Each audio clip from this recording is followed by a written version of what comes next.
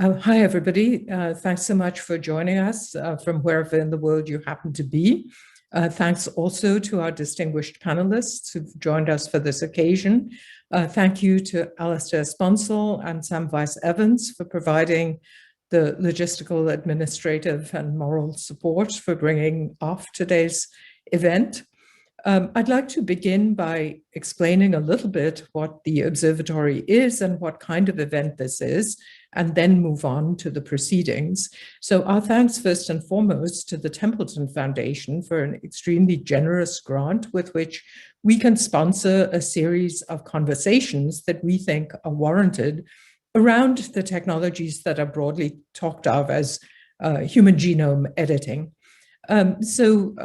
Our hope is that through events such as this, but through a number of other activities as well, we will broaden the scope of the questions that are being raised around genome editing and also open up new pathways for deliberating as a worldwide humanity on the purposes, functions, limitations, benefits, and burdens of the suite of technologies that we think of as genome editing.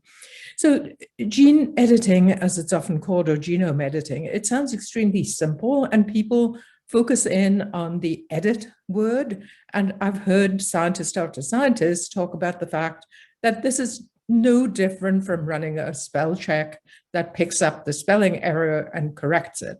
But of course, if you've written anything, you know that the spell check is an iffy instrument and it doesn't pick up random errors that you yourself make. For instance, I often end up typing THEN when I mean THE, but my spell check will not correct that because it recognizes THEN as a perfectly good word.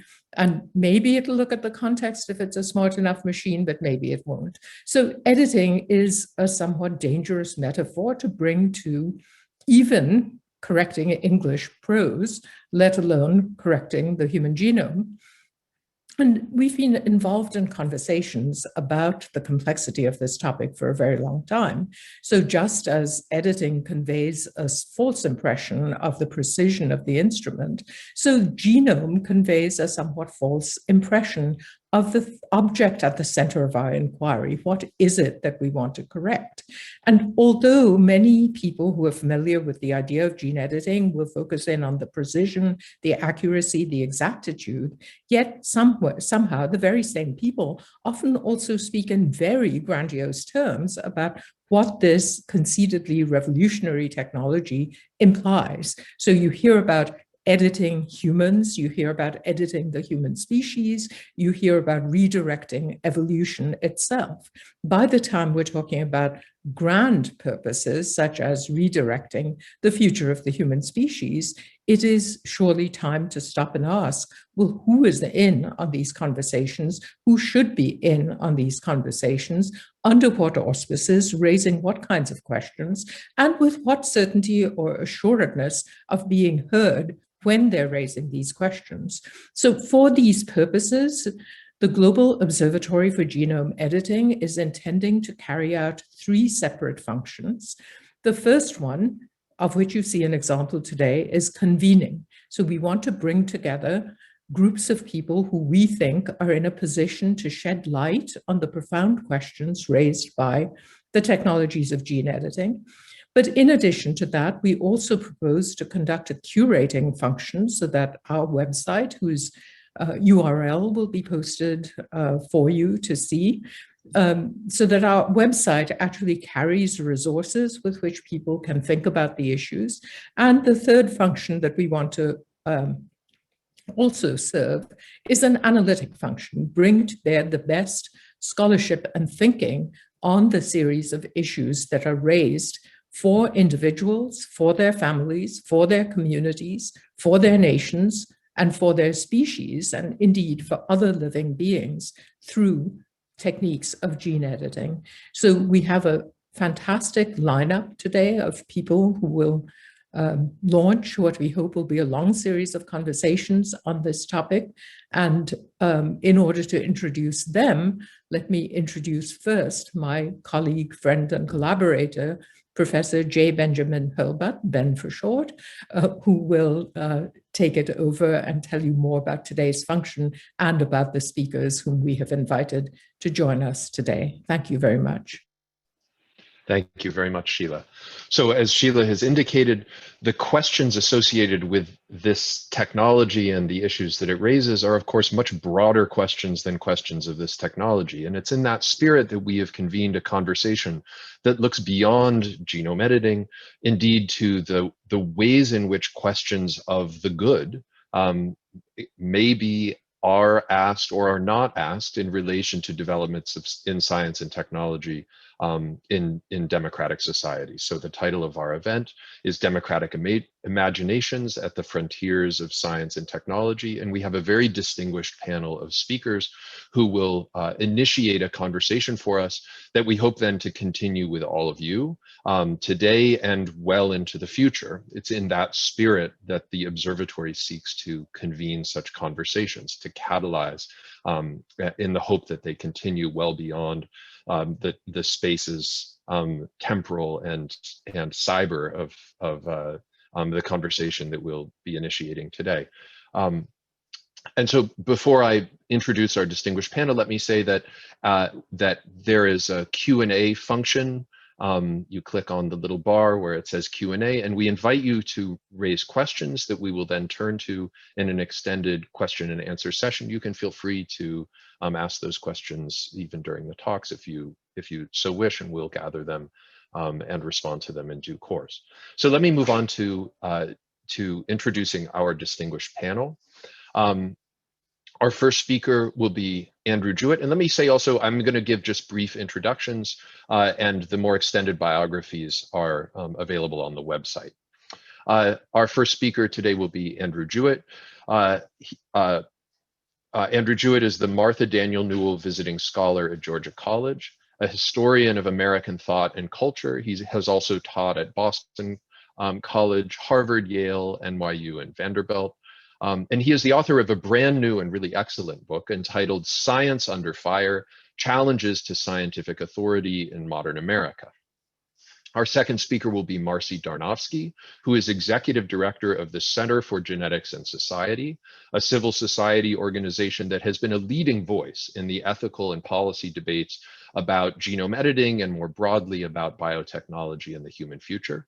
She holds a PhD in the history of consciousness from the University of California, Santa Cruz. Our third speaker, Andrew Feenberg, is Professor of Philosophy of Technology in the School of Communication at Simon Fraser University, where he also directs the Applied Communication and Technology Lab. One of the leading thinkers one of the leading philosophers of technology in the world. His most recent book, which I also recommend to you, is Technosystem: The Social Life of Reason. And finally, our fourth speaker will be Jenny Reardon, who is Professor of Sociology and the founding director of the Science and Justice Research Center at the University of California, Santa Cruz. Her innovative work explores issues of identity, justice, and democracy in science and technology, particularly in domains of genetics and biotechnology. And her most recent book, which I also highly recommend, is The Post-Genomic Condition: Ethics, Justice, and Knowledge After the Genome. So with that, let me turn it over to Andrew Jewett. Thanks so much, Ben. As I've been thinking about the themes of this event and the connections between my historical work, which is on mainly US political culture in the 20th century, and our own time, I keep coming back to a concept that was developed by a literary scholar named Timothy Melley about 20 years ago. Melley was writing about fiction and film in the decades after World War II, and he saw running through a lot of that work a tendency he called agency panic. It's a concept that's rarely been applied outside literary circles, but I think it's relevant in lots of other areas as well, including some of the questions about science, technology, and governance that we're taking up today. So what is agency panic? Let me give you a few of Melley's words. Melley explains that agency panic starts with intense anxiety about an apparent loss of autonomy or self-control, the sense that individual autonomy is disappearing in key areas, that we no longer control important aspects of our lives. Sometimes even a fear that individuality as such is disappearing in all of its manifestations, that we no longer control anything or even exist as individuals. In the mid-20th century, Melly finds examples of agency panic across the political spectrum. He details conservative versions, liberal versions, radical versions, but he argues that all of them presuppose and work to reinforce a familiar mode of individualism. And as he puts it, I'll give you some more of his words, agency panic attempts to conserve a long-standing model of personhood, a view of the individual as a rational, motivated agent with a protected interior core of beliefs, desires, and memories. And this emerges particularly strongly, he says, when that familiar understanding of human behavior faces significant new challenges, as it did after World War II. Changes in our world of experience, changes in how we view that world, or both. So on the one hand, new social structures, new modes of social regulation that guide us in subtle and obscure ways. In the US after World War II, for example, the period he's studying, these included large bureaucratic organizations, new techniques of mass communication, forces that seemed to take all kinds of choices out of the hands of individual agents. And then there were new modes of perception as well. Again, in the post-war case, sociological accounts of human action, interpretations that emphasize structural forces, all of the ways in which behavior does not reflect individual choices. So Melly suggests that agency panic works to shore up the conventional view of personhood in the face of these challenges. But it often does so, he shows, by finding new kinds of agents in new locations, by relocating agency to the systems themselves that control us. So we may have lost our agency as individuals, but he notes the controlling organizations are themselves agents, rational, motivated entities with the will and the means to carry out complex plans. Each organization, even the whole system, is seen as a self-governing super individual with its own intentions or goals. So this assumption that social behavior somehow has to reflect a conscious, coherent will is reinscribed under these larger systems, and they're said to control us not just externally, but also internally. Social control is now total. It takes the form of a bodily violation, an introjection of the social order into the self. These are Melly's words again. An imagined penetration, invasion, and occupation of the individual's formerly private and protected interior. So Melly sees agency panic as part of a long-running battle between what he calls a social constructionist concept of the self, one that recognizes how social structures regulate our behavior, and the traditional individualistic understanding. Looking around us today in the early 21st century, I think we see a lot of agency panic. For example, I think it shapes the refusal of many groups to acknowledge systemic or structural racism. We may also see it in the fears of some people that their votes no longer count. The individual and with it democracy has gone out the window. And of course, responses to the pandemic, especially vaccination, the literal injection of governmental power into the body. I want to emphasize 3 points of direct relevance to the work that the Global Observatory and related groups of scholars are doing. The first involves remarkable difficulty in getting Americans, at least, to understand how science and technology regulate our behavior, or even that they regulate our behavior. The difficulty of getting across basic principles of research in the STS field. It's not just discourses about the objectivity or naturalness of science and technology that make it hard for these approaches to gain a purchase. It also has to do with conceptions of agency and the self. And Melly points out that agency panic starts in exactly the same place as sociological analysis.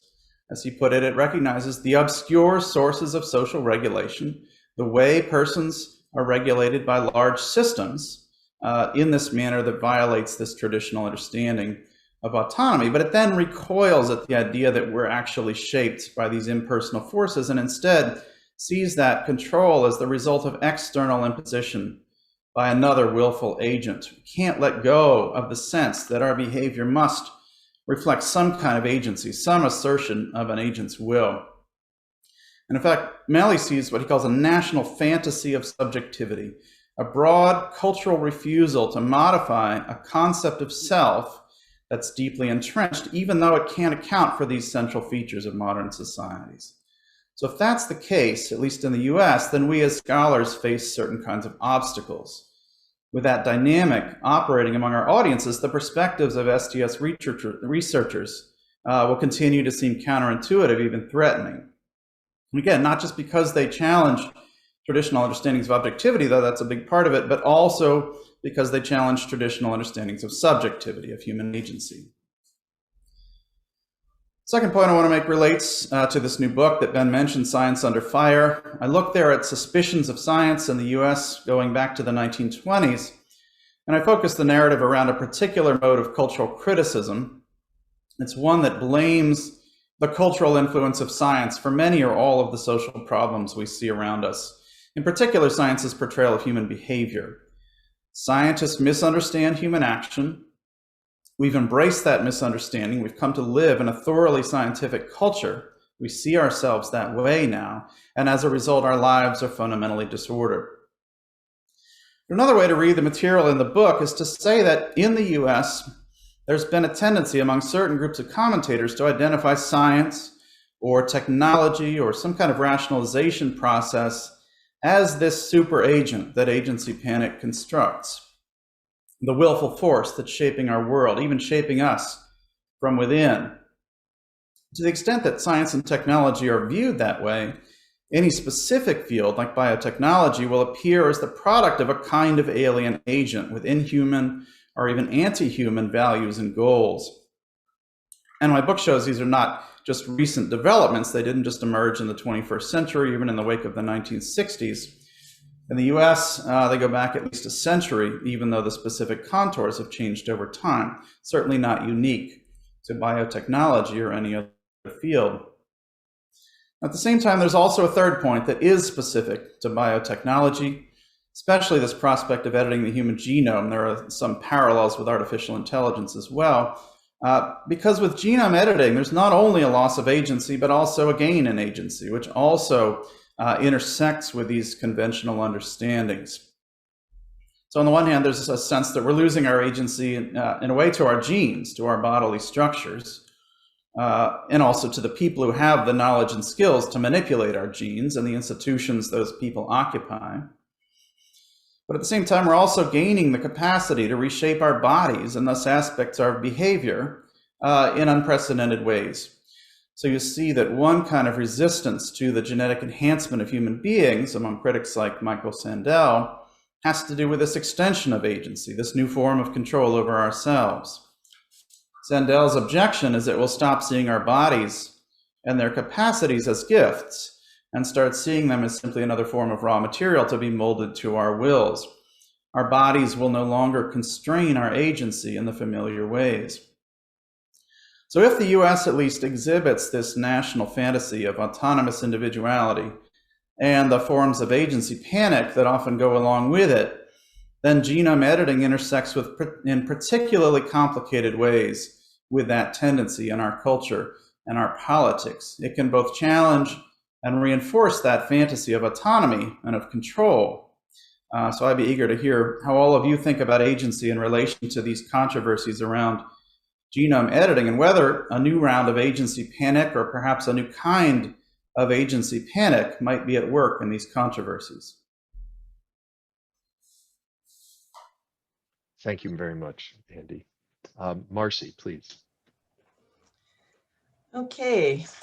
Well, first of all, I want to thank Sheila and Ben and the other folks at the Global Observatory for organizing this conversation, and also for the suggestion that I share some thoughts based on my experiences at the Center for Genetics and Society over the past more than 20 years now about what, in their words, how NGOs that oppose scientific and technological overreach can push back without incurring charges of being anti-science. So first, let me tell you a little bit about the Center for Genetics and Society. As Ben mentioned, we're a public interest and we consider ourselves a social justice organization. We work to encourage responsible uses and effective societal governance of the full range of human biotechnologies, and to ensure a future in which human genetic and reproductive technologies benefit the common good. We work with other progressive advocacy organizations focused on reproductive, disability, and racial justice, and on LGBTQ and human rights. and we work with publicly engaged scholars across a wide range of disciplines. Our approach to these efforts, like that of many other progressive NGOs, means that we have to look hard at the likely societal implications and consequences of what we've termed in this session frontier sciences and technologies. And we assess them against our aspirations for greater social equality, inclusion, solidarity, and the capacity to democratically shape our collective future. So in other words, we prioritize social values over discovery or innovation per se, and social consequences over techno-scientific curiosity for its own sake. We make a habit of questioning the power that is so often ceded to what we call science and what we call technology to shape the future, and to advantage or disadvantage particular communities. And we make a practice of examining the ideological assumptions and institutional interests, that's to say the social relations and power dynamics that are embedded in particular scientific projects. Much of our work falls into the buckets of public communication and policy education, but we also find on many occasions that we need to venture directly onto scientific terrain. And again, that's something we share with many other NGOs. Increasingly, I think in recent decades, many advocacy and public interest groups that don't necessarily start out directly engaging the politics of science soon find themselves diving deep into carcinogens or carbon dioxide, into megatons or messenger RNA. So for us, that means keeping up with key developments in human biotech research, and especially so when there are divergent interpretations of that research. For example, when some studies claim success in modifying the genes of human embryos, while others find what they have dubbed chromosomal mayhem. And sometimes we wade into the technical weeds, for example, to scour the methods sections of those embryo editing papers to see how many eggs per cycle were retrieved from the women who provided them. When we speak to lay audiences, we typically give them broad brush technical information about, in this example, human gene editing. And that's in part to encourage them to see that they don't have to be scientific experts to participate in the ongoing debates that we're describing. Now, we don't present ourselves or consider ourselves to be technically expert, but we do work hard to get what we say about the science right. And I think we've succeeded pretty well. We've been attacked and criticized on many, many grounds and occasions, but we have seldom been accused of errors or misstatements about the science. And we found that this commitment to a reasonable level of technical capacity does provide some minimal defense against the charges of being anti-science. But whether those charges are leveled at us or at other NGOs, I think depends far more on how the particular fields of concern align or misalign with this simplistic and unfortunate pro-science versus anti-science framework that we see at all the yard signs.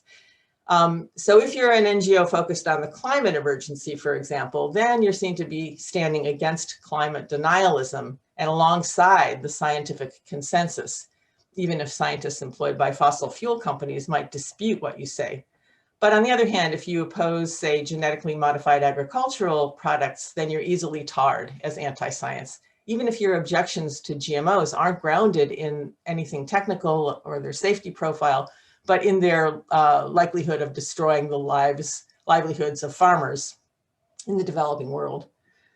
So our experiences on human biotech issues that we've raised over the years have varied, depending on how the pro-science, anti-science winds have been blowing. When we opposed the first California ballot initiative back in 2004 that allocated billions of dollars of public funds to embryonic stem cell research to be controlled by an agency explicitly exempted from all government oversight, we were often called anti-science because stem cell research at that moment had been so firmly slotted into the pro-science, anti-science framework. But responses to our opposition to human germline modification, heritable genome editing, haven't been anywhere near that virulent. And I think that's to a significant extent because the scientists themselves are so divided on the issue. Now, it's still quite possible that designer babies will become a new front in the culture wars. If it can happen to Dr. Seuss, it can happen to CRISPR. But short of that, responses from the scientific elite to our work as an NGO opposing heritable genome editing still leave a lot to be desired. So as you know, the scientists who have put themselves in charge of the controversy about heritable genome editing started out in 2015, acknowledging that the decision of whether to go forward with it required not just evidence of technical safety, but also what they called broad societal consensus. I was an invited speaker at the 2015 summit where that pledge was made. And though I was the sole speaker from an NGO, the meeting did also hear from a historian, from several philosophers, from several sociologists. And you also probably know, if you've been following this debate about heritable genome editing, that since 2015, the commitment to broad societal consensus has been rolled back considerably. There's still widespread lip service to the need for public education and engagement, but the contrast between those calls and the lack of any follow-through is striking. Public involvement, let alone the higher and better, in my opinion, standard of real influence that Françoise Baylis calls public empowerment, that doesn't just happen. To make public participation in deliberations about heritable genome editing meaningful, inclusive, and effective would take careful thinking and design, sufficient time, and hard work backed by material support. But the point I want to stress here is related to that, and it is that one way that even the diminished commitment to public engagement is undercut is by ignoring or disqualifying civil society groups. In other words, the public's role in this debate has consistently been conjured but steadily undermined. And within that shrinking space for the public, there seems to be no room at all for organized public interest in the form of NGOs or advocacy groups. So I'm going to mention just a few of the trends that we've noticed, that although I think there is the risk of sounding whiny, and I don't mean to do that. So for example, we've been told, and this was by a scientist involved with a public consultation process on heritable genome editing, that the contributions of advocacy groups were literally not counted because they are seen as having an agenda. In other words, we have a point of view and thus can't possibly reflect something called the public. We've also seen numerous articles about the heritable genome editing controversy that will mention some critics without giving a single name or any link to information from a critical perspective. And we've noticed that when our writings are cited, they give our affiliation with the Center for Genetics and Society, but rarely, if ever, have anything to say about what CGS is or about the many civil society partners we work with.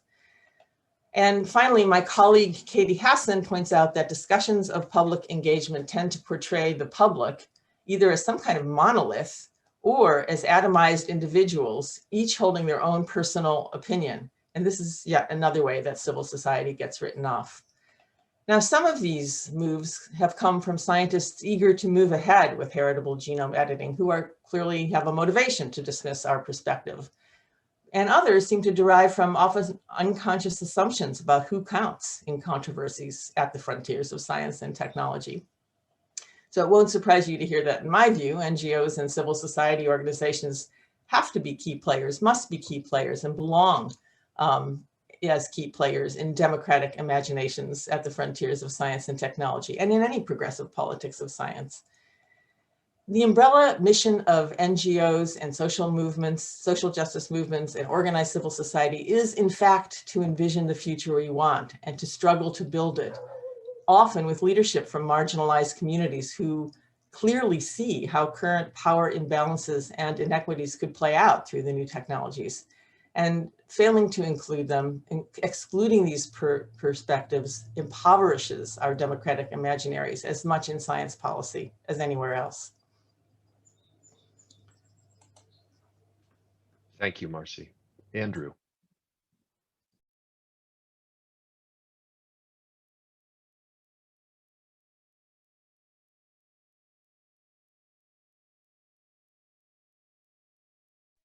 Sorry, Andrew, you're still muted.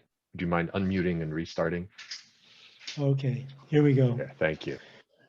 So I'm going to talk about democracy in science and technology in terms of a model that's familiar primarily from medicine.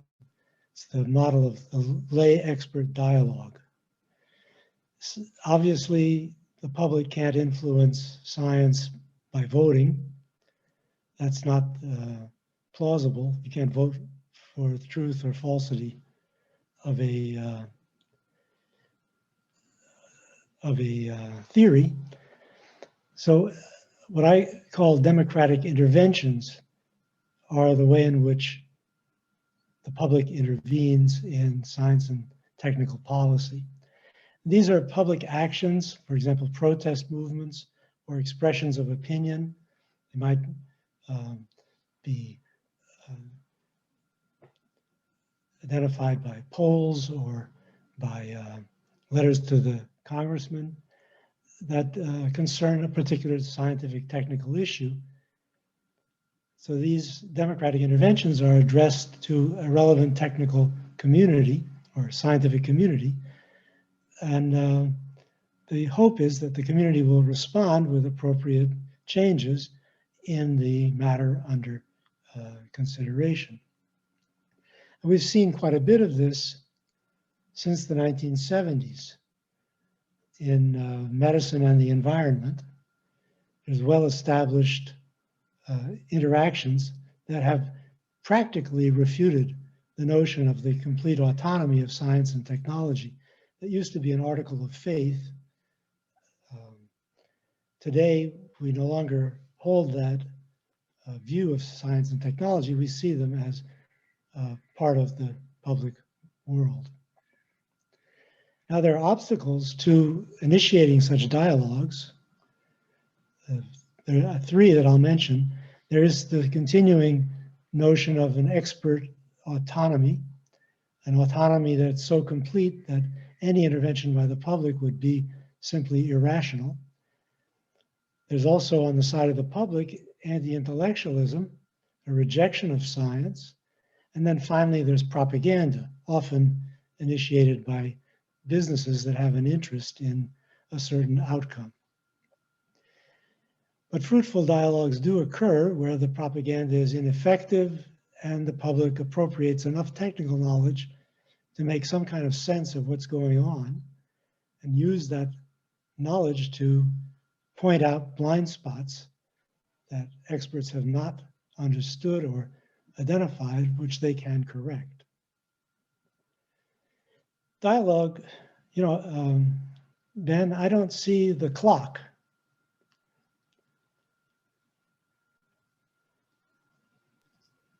It's up there. If you maybe shuffle your top bar, push the arrow, you'll see the clock. You've got a little less than 7 minutes. Okay. The dialogue between science and the public is possible because science and technology are already based on the everyday life world in which the public bathes. The science and technology refine and perfect concepts that are found in the life world and introduce them into a disciplinary context of some sort. So what happens in the dialogue is that the experts are brought back to the life world ground of their own specialization. Now that life world ground is teleological and anthropomorphic. That's its nature, and it therefore differs radically from what scientists take for a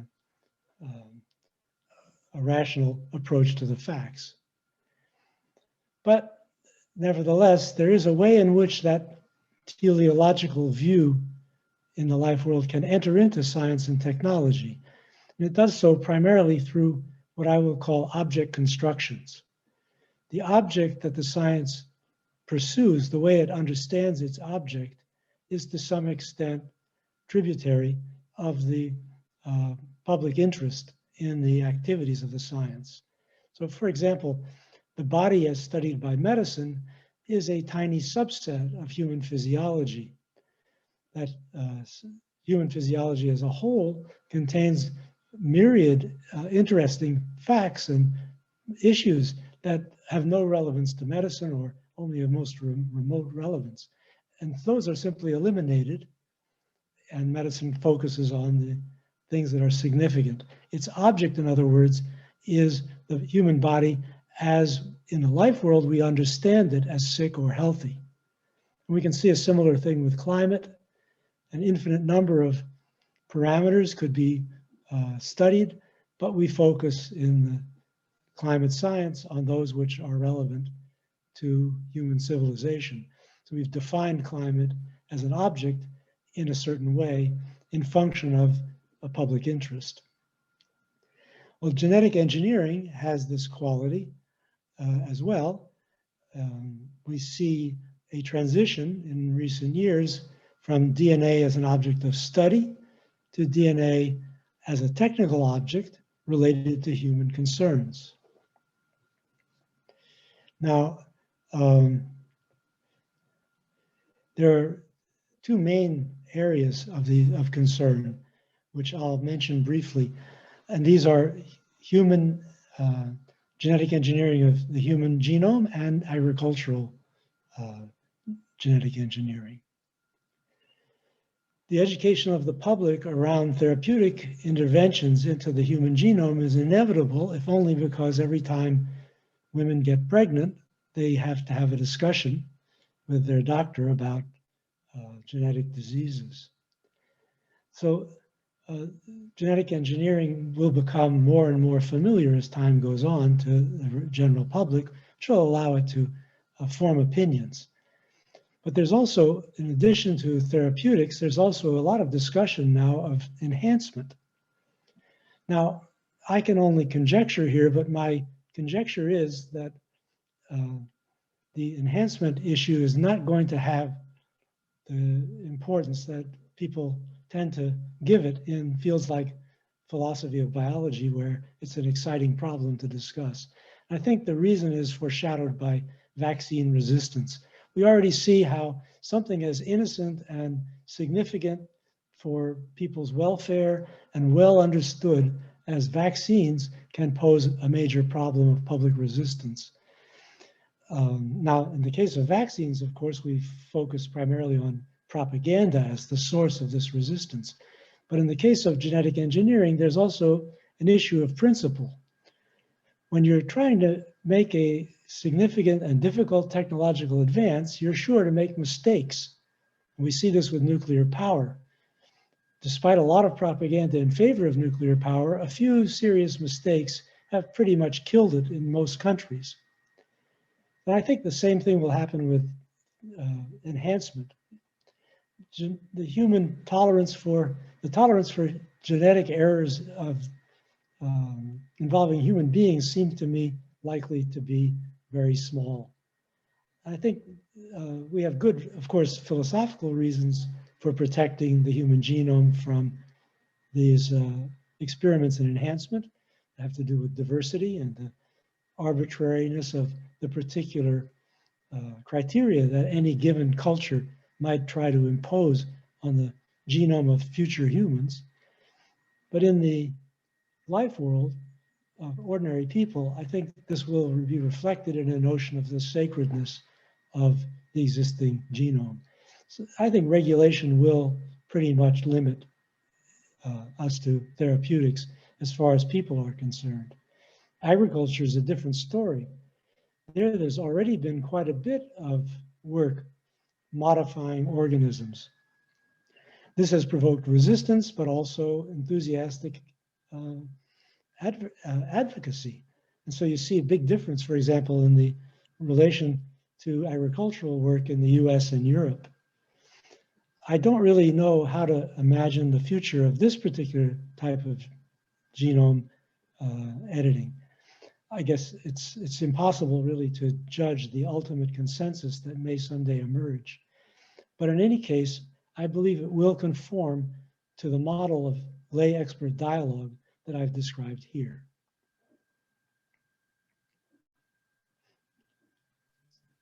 Thank you very much. Jenny. Hi, and thank you for the invitation to take part in the launch of the Global Observatory, which is something I'm very interested in. I hope we can discuss because I've been very interested and intrigued by the idea, and I think it offers us a really interesting model to work with. So I've been asked to talk about the adequacy or inadequacy of institutions in fostering inclusive deliberation on advancing biotechnologies. And I'm going to draw upon lessons from work in human genomics, which I've been studying for the last, quarter of a century, actually, by now.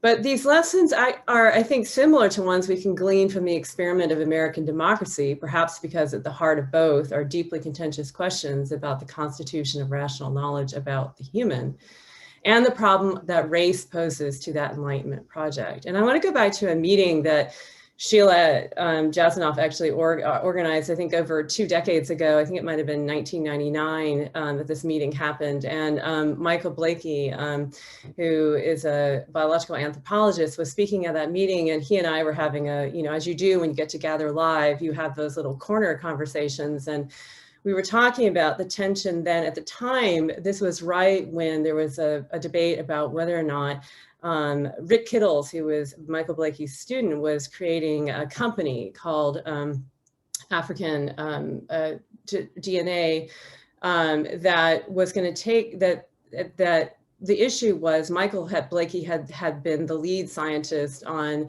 the African Burial Project, which was the first effort to study African DNA. And Rick Kittles wanted to develop that work and turn it into an ancestry company. And there was a lot of tension over that. Was that an appropriate use of African DNA? And what Michael explained to me is that there were these tensions here about whether or not, he referred to it as a kind of moment of, do you join the bandwagon? Do you become a part of genomics? Do you try to reform it? And he framed that as a kind of Martin Luther King approach, or is there a kind of a Malcolm X approach here that this is just all the wrong thing, we shouldn't be participating, I don't believe in the values of this, and we need a whole separate, different way of doing things. And in current parlance, we might think of this, thinking of the work of Fred Moten and Stefano Harney. Do we, using their technical terms, pull this shit down? Or do we need to completely reconceive the human in relation to other concepts, as the Jamaican writer and critical theorist Sylvia Wynter has argued? Is the foundation all wrong, and will participating in deliberations act to legitimate the wrong worlds? A world where we might edit out what we perceive as the flaws with humans rather than deal with more systemic social stigma. And so, this actually came up in the gene editing case, where one of the main reasons that Hug gave for why he was creating what became known as the CRISPR babies was discrimination against people with HIV/AIDS. There were already technical capacities to do what Hug wanted to do, and really he was addressing a social problem. And so was that the right approach? Should we instead be dealing with social stigma? So I guess my first point and observation based on the history that I think it's relevant for today is that inclusive deliberation, of course, is not always an unallied good. It depends on when one is included and who is included and in what one is included.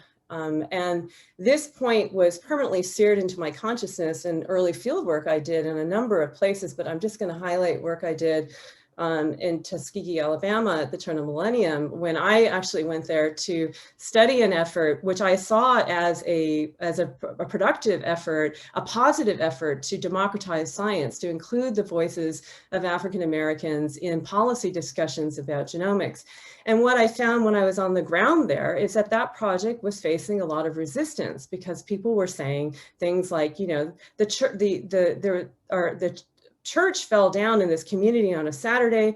What if it had happened on a Sunday? There's no hospital here. We'd have to go to 40 minutes away. People would be near death by the time they got there. So why do we spend our time on genomics when what we really need is a hospital? So are we building the wrong world? And these questions fall outside, and this is where I think the observatory can play a role, because I think as you state, one of the purposes is to broaden the discussion from, did we inform people, did they give their consent, to, which is a classic bioethics issue, to a question of social justice, which is, what kind of world are we building and for whom? what are the aspirational aspects of world building that get left out of these overly narrow and constrained discussions about bioethics, but are really what are on the minds of people on the ground usually. They're not usually concerned about, you know, the informed consent form. That model, I think, which was, and it's interesting that Tuskegee is the place I was talking about this, because the Tuskegee syphilis experiments, of course, was perhaps the main reason why we have informed consent. But I think, you know, nearly 50 years on from that, that is not adequate for dealing with the problems that we face today.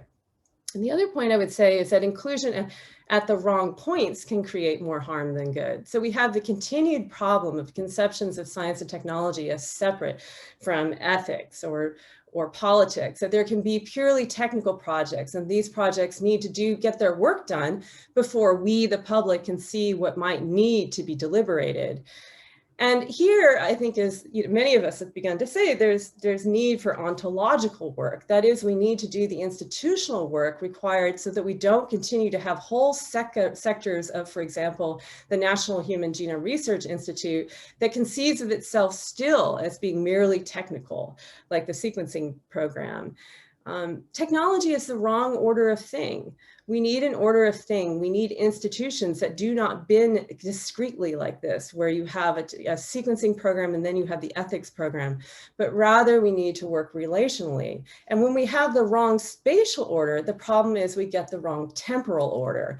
Ethics gets added later, at the point where it may do more harm than good to add it, because at that point, all the choices have been made. So what is your role as someone who's being included in ethics at that point, other than legitimating what's already and ratifying what has already been produced? But if that's the dilemma we're in this order of things, in the spatial temporal order of things, what do? Can we refuse? This is some, you know, if we do refuse, the politics of refusal, are we framed as, what are the risks of that? We're framed as being irrational, as not being team players, as, you know, as not being good. So my next point, of course, there are questions about who is doing the deliberating, and this is in response quickly to Marcy. And I think it's interesting to think about whether or not scientists should be included, because we often think, oh, the public has diverse views, but so do scientists often. And so I think it's worth speaking about that. And then the point Marcy also made about who is deliberating, how critical can you be and how organized can you be in order to be able to be included in this rational space of deliberation. Here you can see that what I'm getting at is a critique of deliberation is way too liberal and rational in a way, which leads to, you know, my next point is, you know, where is the space of contention? When we really conflict, how do we deal with the conflict? And because I only have a little bit of time, throwing a lot on the table here. The next, I think, issue is what kind of material support does deliberation have? You know, we're spending billions, trillions developing better sequencing and gene editing techniques, and we're still spending pennies on the equally complex, and if you want to use that word, technical work of building the trust and practices needed to democratically deliberate or deliberate in any kind of fashion about these enormously consequential acts. And what I love about the Global Observatory is that it implies that someone is building a big, expensive telescope. And there ought to be a lot of money for that, is what I have to say. You know, one thing I said in the book that Ben kindly mentioned, my last book called The Post-Genomic Condition, is that we have just over the last several decades divested in the arts of collective judgment. And the arts of collective judgment are difficult to build, and they must be built, and they require resources. And then finally, the question that's already been raised of what kind of power will these resources have? When we speak, we can speak, but who is listening? And what kind of material force does speaking and listening have in the world? Will anything happen? You know, I love the purpose of the observatory, to serve as a corrective to the prematurely narrowed questions, perspectives, and modes of deliberation that have come to dominate in influential scientific and bioethical arenas. Amen. Yes, that is true. But how does that actually happen? How do we get heard? And these were questions that were being raised decades ago by indigenous rights leaders who I talked with about the Human Genome Diversity Project. They said, yeah, we can talk, we can speak, but what's going to happen as a result? And is there any enforcement mechanism? Where, as Marcy put it, is the follow through? And so I have lots I'd love to discuss. Thank you, Jenny, and everyone for those wonderful comments. So discussion is now the order of the day. So we will turn to questions from the audience, but I think we'll begin with a little bit of intro-discussion panel. So first, let me invite the audience to put your thoughts and questions and so forth into the Q&A. Once again, that's on the bottom of the bar of your little window where we're all popping up in our boxes. But for now, let me invite Sheila to ask the panel a first question. Yeah, well, thank you to all of you, but Jenny, for making this such a composition in the round and by cycling back to some of the issues that Marcy raised. And let me firmly echo Ben's invitation for the audience to put their questions into the Q&A, because very much we intend to get to those audience questions as soon as we can. But listening to all of you, and particularly to you, Andrew, or Andy Jewett and Marcy, I was struck by this contradiction, Andy, that you raised. You said that the threat is not, the perceived threat from the criticism of science is not just to cultural notions of objectivity or the idea of objectivity writ large anyway, but also to subjectivity, to the kind of person that Americans on the whole think themselves to be and have taken themselves to be. So this is, of course, a sort of instantiation of what we in STS call co-production. I mean, we say that you produce these worlds, the kind of world that Jenny was talking about towards the end of her comments. We envision a particular world, but in that world, we have ideas in our mind of what kind of people are the right people and the good people to be inhabiting that world.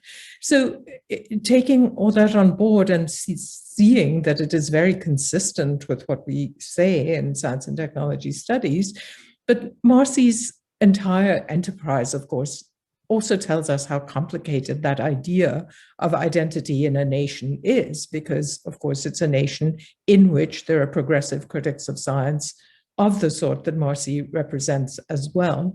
So let me ask you, Andy, let me ask you two faces of the same question. So first of all, Andy, for you, to what extent in your historical work have you found that there are critics who question this subjectivity of the American as a particular kind of person and therefore wedded to a particular kind of science, whether it's in the context of behaviorism or anything like that?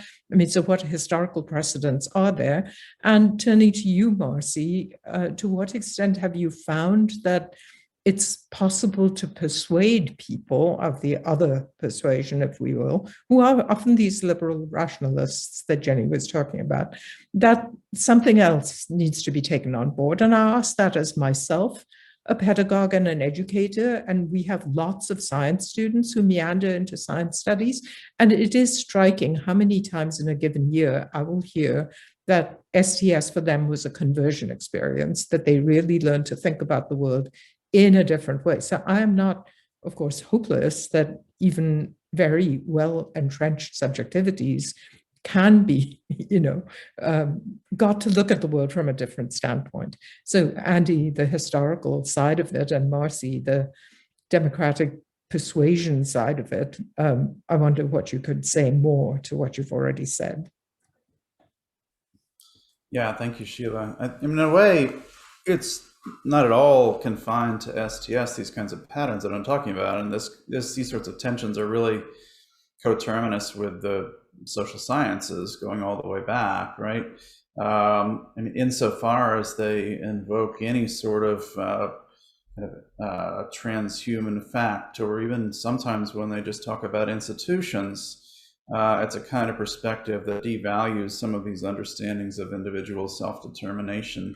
I certainly hear the kind of caution about generalizing across a national culture, and I do think that some of these patterns have changed over time, but of course in comparative terms it's not terribly controversial to say that Americans have tended to have an extravagant sense of their own kind of individual power. I was thinking in relation to some of the work you've done and others, there is an interesting sort of constraint on agency in American political culture insofar as typically elected and appointed officials are not supposed to be exercising a lot of subjective will of their own. They're supposed to be sort of taking a popular will and combining it with technical tools and technical constraints without really interjecting themselves. And that sort of then reserves all of the agency as it's imagined for the people, however that's constituted. And the disjuncture, and maybe I'll turn over to Marcy here, the disjuncture between the people as we continue to imagine them, it, us in the United States, and the actual on the ground with all of the institutions and with all of the exclusions and so forth, that's where a lot of the real action is. Thanks, and thanks for the question, Sheila. It's an interesting one. I was thinking about, I'm not familiar with that, the idea of agency panic, Andrew, and I would like to think more about it. But one thing that comes to my mind immediately is that to the extent that there's a panic about identity as an individual, that is in part, I would guess, linked to the erosion of other sources of identity for individuals that are more collective or group identities. So traditional structures have diminished in their strength, but also more modern structures like labor unions and community groups have diminished in their strength. And I think that must feed agency panic, where agency isn't automatically assumed to be an individual, but also assumed to be an individual embedded in different kinds of communities. So then from there, my thinking goes to the kinds of identities that people derive from their participation in different kinds of democratic projects and efforts, including NGOs, including their identities as a student of STS, perhaps. My experience, turning to your specific question, Sheila, is like yours, that we have a lot of students from the life sciences cycling through the Center for Genetics and Society as interns.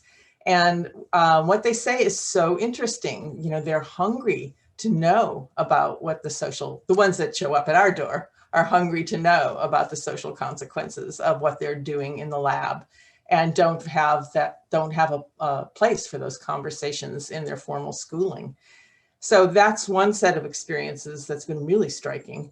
Another is that people are very interested in these issues, including Andrew Feenberg, the issue of enhancement. I wish I believed what you said was true, that there won't be much traction, but my experience tells me otherwise. And that's the case both because I have seen and have great respect in the sense of I see the power of the marketing that, for example, fertility clinics will do about how you can get the best start in life for your child to be, but you must act now because this is truly a once in a lifetime opportunity.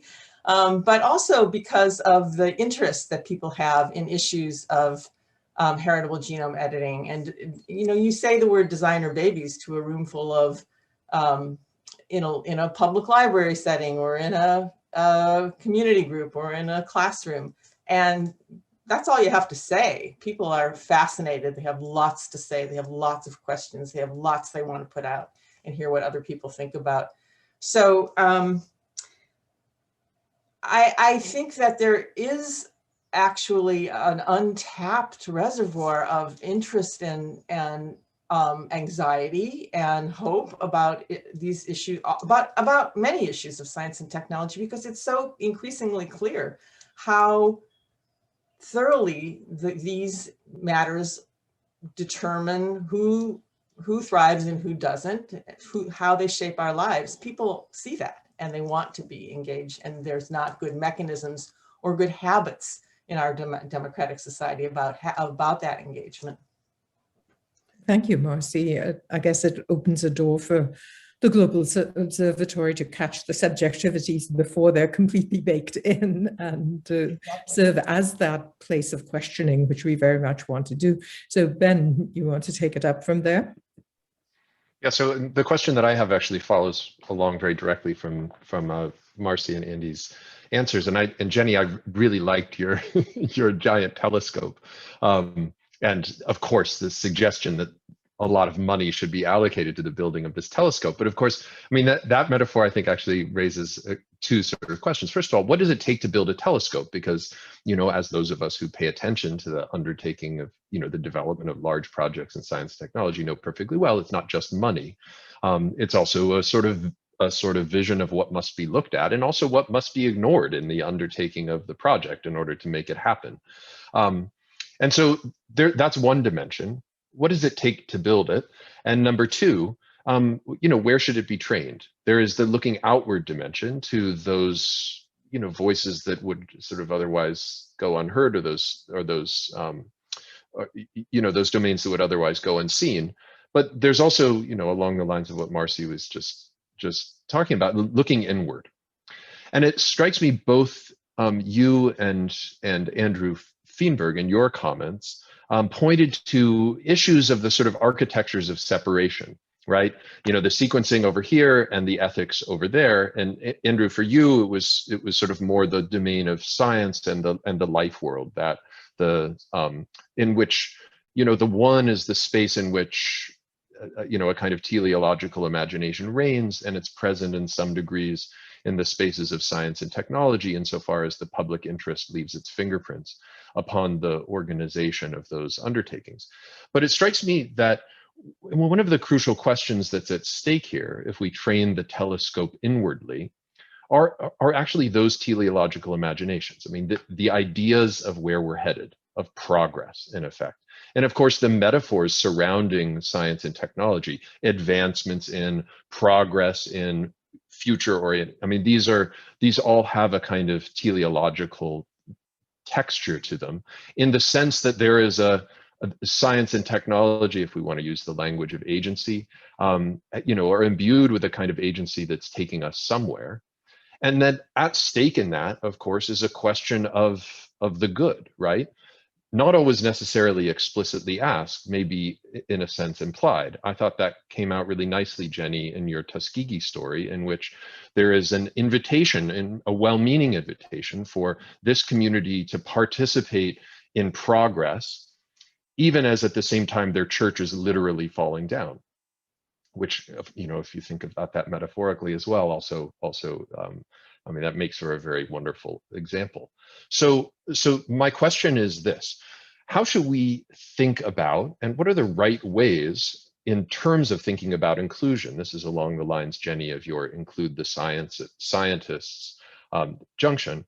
How should we think about the forms of inclusion that place on the table, that train the telescope upon the very imaginations of progress, that sit inside of the organization of the sort of politics of deliberation, particularly where those are often tacit and they're built into, to some degree, architectures of separation.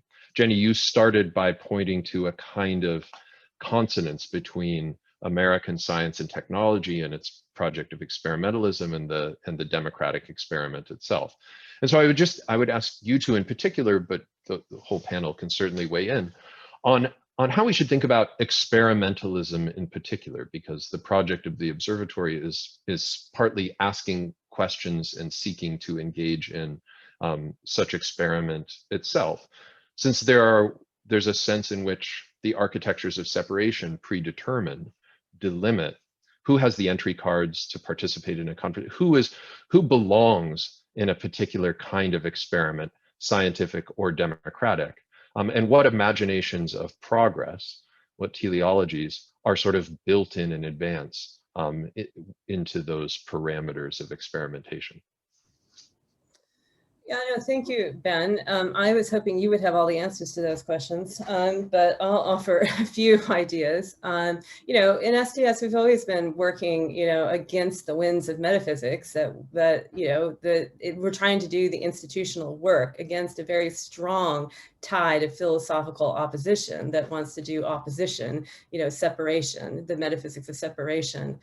And the things that I talked about, you know, are examples of that. And we all have our practical examples. I mean, Sheila taught us to be institutions change makers. And, you know, and that's a Foucauldian point too, that if you want to change knowledge, you have to change institutions too. I mean, those two things go together. In my own work, like how to train and how we focused on, you know, creating a training program where we're training graduate at the graduate level. So we've chosen graduate students as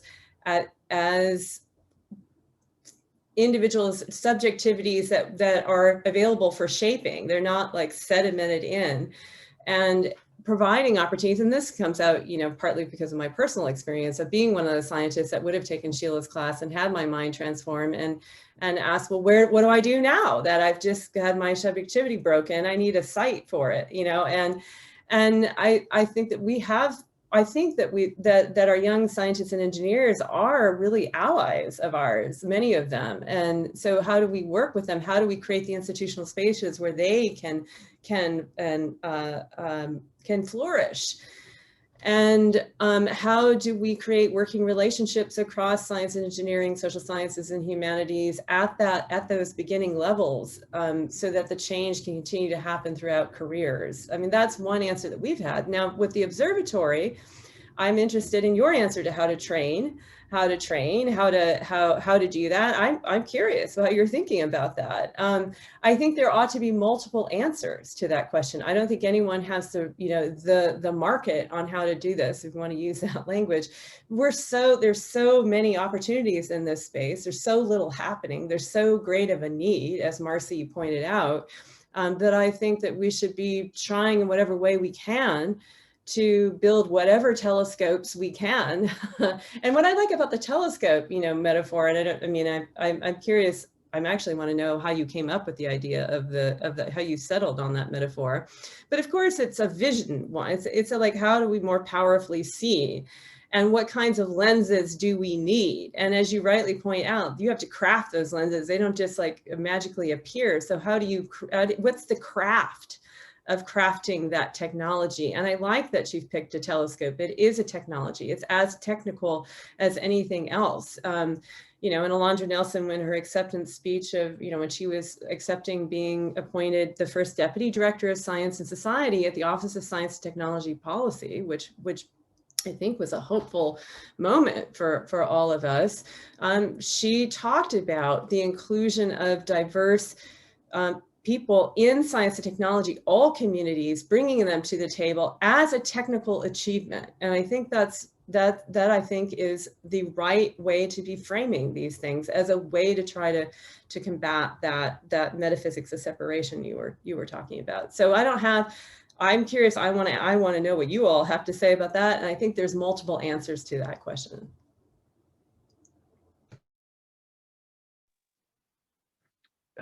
Andrew, you're still Can muted. I respond to Ben's please provocation? I was thinking about what Andrew Jewett called agency panic. The strange thing about agency panic in the United States is that it seems to provoke reactions. In other words, manifestations of agency.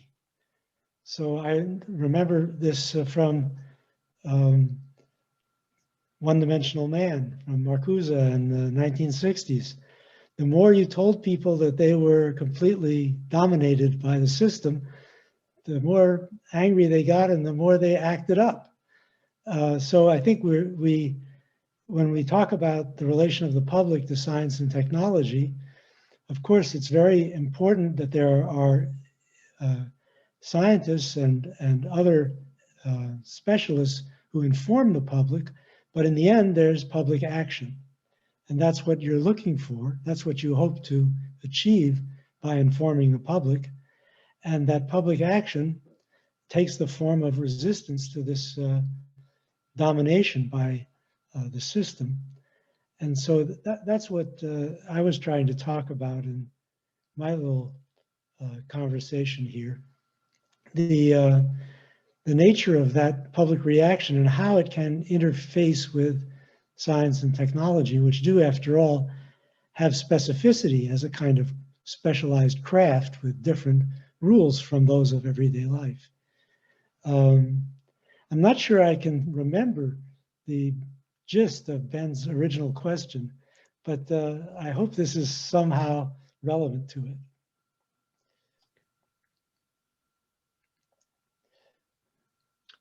Thank you very much. So it absolutely relevant to it. We will now take questions from the audience. I think that the themes that we've touched on so far are going to come up again and again, judging from the abundance of questions that are pouring into the Q&A. Please, by the way, keep adding them, and I'll invite Sheila to select the first one. So the first one I'm going to select is one that's very dear to my heart, but it was both the first one and then a further one down, asked by Gabriela Arguedas. And she asks, one of the issues that worries me more as a Latin American person is the pervasive condescending attitude that dominates the way global North scientists and scholars, even STS scholars, bioethicists, philosophers, etc., listen to and interpret questions, preoccupations, and doubts situated in the global South. How can the Global Observatory help in deconstructing this historical tendency? So I need not point out why I, Sheila Jasanoff, might be particularly interested in this set of questions. And so I can tell you that when we imagined the observatory, this was one of the issues very much at the center of our minds. And what we need, though, is your help, the audience's help, and our target people, citizens' help in trying to rectify what, after all, is a baked-in state of affairs that's very ancient. And I can tell you the things that we're trying to do. So, Jenny, this relates to the metaphor question that you raised. It's interesting that when nature took up our idea for an observatory, the artists translated that into telescopes. But the idea for the observatory, in my mind, actually comes more from the global South, Gabriela, that this idea of an observatory imagines citizens as observing their environment and not the person controlling some fancy, shiny instrument sitting in one place who is surveying the heavens. So two things: it's not the person with the shiny instrument, and it is not surveying the heavens. It is people surveying the earth from their lowly positions on earth and putting those views together to create a larger than themselves picture of the things that are going on. So we very much hope to serve that integration function. And it's going to be difficult because, among other things, language colonizes, and one reason why bioethicists may, despite themselves, end up appearing condescending goes back to this discussion of enhancing that was happening with Andrew Feenberg, for instance. The language in which the issues are framed has tended to be Northern and European, and particularly Anglophone. So the first way that an issue gets on the table is in terms of often terminology that's familiar to Anglophone philosophers who have been thinking about a set of logical questions and different ways of reasoning for a long time, and how these translate into other languages that may not see the human or the human condition in those terms to start with, that is going to be a problem. And I dare say that even between Spanish and Portuguese on the one hand and English on the other, there are very big differences. For instance, my French colleagues tell me it routinely takes at least 10% more space to say things in French than in English. And that is not because the French are noted for fuzzy language. In fact, they say tout ce qui est clair est français. So, you know, there's a huge amount of work to be done. But I think the metaphor of the observatory as something that is from the ground up and building from below, rather than from the top down with lots of money thrown at a singular instrument. That is a philosophy of the observatory, and to bring that philosophy into real being, we need help. We need the help of people like Gabriela, who has raised this question, and the anonymous person who raised a Global South question right at the start as well. So sorry to preempt that question, but Marcy, I see you would like to say something about that as well. Muted. There we go. Now am I unmuted? Yeah. 3 points come to mind that are specific to the conversation about heritable gene editing, although they do apply to others. One is that I think that part of the international conversation about human gene editing in particular has been, there's a lot of insertion since He Jiankui of this competing between national powers, kind of who's going to get ahead. And I think that is something we have to really be aware of. It's dangerous for so many reasons, and that I think, you know, will be pretty evident to all of us. But we don't need a race to the bottom among nations. So that's the first point. The second point is that we have been so struck in this conversation by the way that existing policy conclusions reached by many, many countries about heritable genome editing have been ignored. So in even the well-funded and carefully done reports that have been put out by the national academies of the US, the UK, and China, for example, you would never know that dozens of countries have already deliberated in their legislatures about heritable genome editing and come to the conclusion that it should be off limits. So, you know, we're a small, scrappy, underfunded public interest organization, but we, with colleagues, including Françoise Bayless, undertook to do a policy review. We looked at the laws of more than 100 countries. It turns out that over 70 of them already have come to this conclusion about not going down the road of heritable genome editing. And why is that really astonishing level of agreement among nations so widely ignored in the policy discussions that are going on? So that those are, I think, further evidences of the importance of global inclusion, and that this conversation not be dominated by people in the global north, by privileged people in the global north in particular. But again, just to underline the point that has been made several times, Jenny most forcefully has made it, that we need diverse kinds of efforts, in some grounded in universities, some grounded in social movements, some grounded in policy, some grounded in scientific circles themselves, and they need to be funded. So even if you compare the funding support for the summits on human gene editing and the reports that have been written on human gene editing and are being written on human gene editing, with support given for other kinds of democratic engagement, it's, you know, so skewed. And you can't, I think it's just, to make it anything like real, that we're going to have an inclusive and meaningful public global debate, we just really need to be aware that it doesn't happen on its own. It has to be supported, materially supported. I wonder if I could, Jenny, go ahead.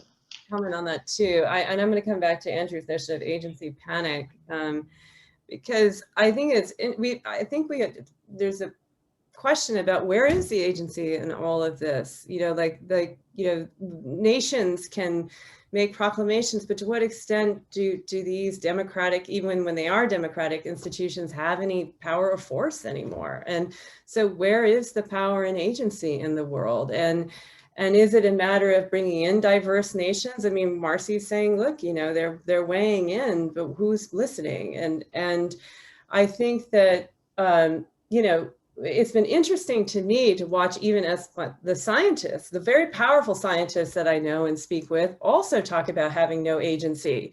You know, they're not being paid attention to either.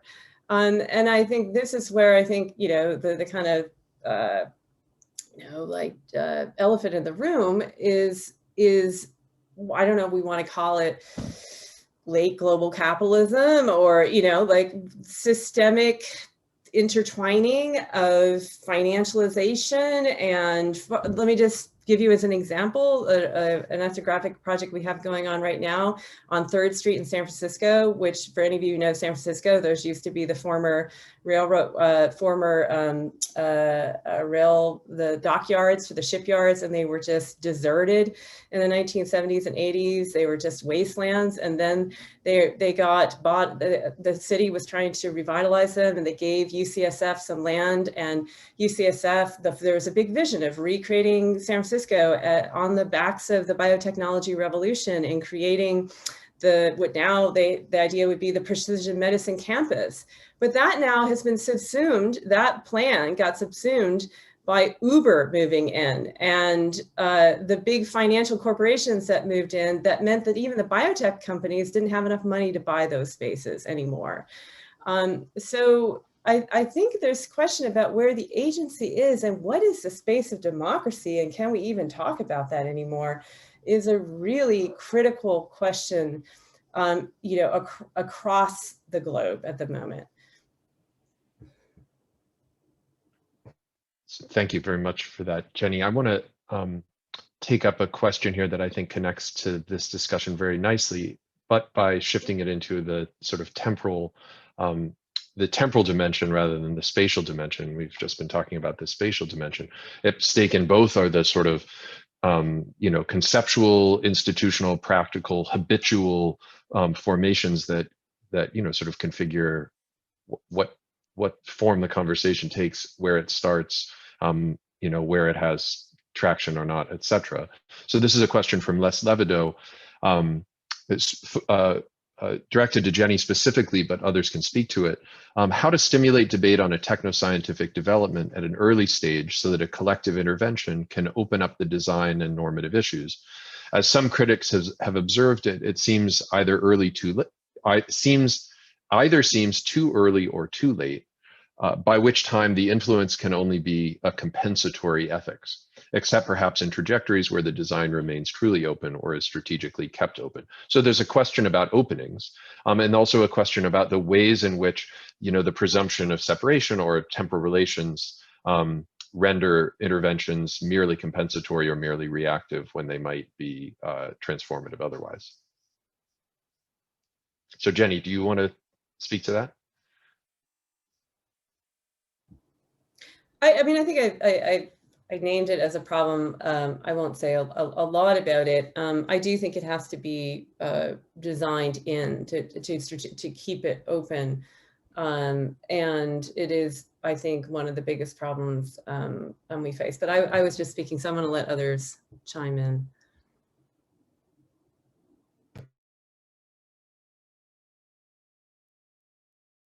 I can say something about this. The big example is nuclear energy. By the time a public opposition developed that was strong enough to make a difference, the whole thing was already well established all over the world. And of course, that public opposition has now pretty much blocked the project, but it's awfully late. There's radioactive material accumulated all over the place in these dead power plants. Some actually are still functioning. So scientists tried in the early stages. There was something called the scientist movement. Scientists tried to influence nuclear policy. But there was a dual use situation. The scientists were mainly concerned about nuclear weapons, but they tended to be favorable to peaceful uses of atomic energy. And then that became the vector for proliferation. And in the case of genetic engineering, you have a similar situation between therapeutic and enhancement applications. Everyone is going to be for some kind of therapeutic application, but then that opens the door to the enhancement, just as nuclear power was the open door from nuclear weapons. So I don't know that there's really an answer to Les's question. It's simply something we can observe. In the end, the ability to block a project which has gotten finally become salient in public discourse is very important. And that's finally our last stand against projects that have gained a certain amount of momentum, but have bad consequences in the view of the public. And I don't really see, I mean, I can see that all the efforts that are being made by Sheila and Marcy and Jenny to stimulate interest among people who can activate a public, I can see that that's absolutely essential. But in the end, I'm not very optimistic about the ability to intervene at an early stage, unless there are, you know, at some future time, there are fundamental changes in the organization of science and technology. Thanks, Andrew. Maybe to move to a slightly more optimistic zone, here is a question that in a way talks about agency more on the politics side than on the scientific side. Andrew, I'm going to direct this, Andrew Jewett, that is, I'm going to direct this to you because you said something about the wearing away of institutions, and maybe you could discuss this from even a historical point of view. So this is from Iñaki Goni. It seems to me that there's a gap between discussions about ideals of public deliberation and empowerment and systematic knowledge of the sorts of technologies, quote unquote, dialogue, design, methods of enforcement, public subjectivities, analysis, policy co-design, etc., that materializes deliberation. Should there be more emphasis on the mundane aspects of the democratization of science? And if so, who and how should pick up the baton to close that gap? So, you know, this is saying, you know, what kinds of tools and instruments can be put in the hands of citizens to make them into better deliberators and holding people accountable. So I wonder if you have any insights into that, Andy. Yeah, I think that's really important. I had written down a phrase that Marcy used, let's see if I have it right, about the divestment and the arts of collective judgment. And I think that's a fascinating phenomenon. I think, though, you know, for all of the sort of glowing language about deliberation in the U.S., you know, the process of how any sort of popular will is formed has been, you know, largely ignored. I mean, it's just been imagined that it sort of pops out of nowhere. And so I do think we need to think very specifically about institutions, technologies, and so forth. But it takes me again back to the point that Jenny made about who gets included and when, and is that actually serving a legitimating function? You know, at some point, is all discussion a contribution to a larger project of democracy? Or does it have, you know, is there a conflict between the sort of outcomes of that deliberation, how it sits inside a larger political system, and the form of the immediate conversation where you may have people in a room talking to one another. So I think we need to work on both of those levels, not just enhancing our capacity in a technical sense, but also thinking about the questions of justice that Jenny raised as to how this is integrated. I mean, it reminds me a little bit of what Andrew just said about the scientist movement around nuclear power after World War II, because there it seemed clear that you know, basically the federal government sort of trumped the scientists, right? And now, as Jenny is suggesting, the question now is also about trying to empower, you know, democratic states in a sense. So there's a new dimension there as well. Thank you. Ben, do you want to take it over? Yeah, I have a question that I think we can direct to Marcy. This is a question from Liz Dietz, and it speaks to the sort of question of how imaginations of democracy themselves are at stake in the, you know, in projects of democratization, particularly in relation to, as you put it, the sort of emphasis on social justice in your organization.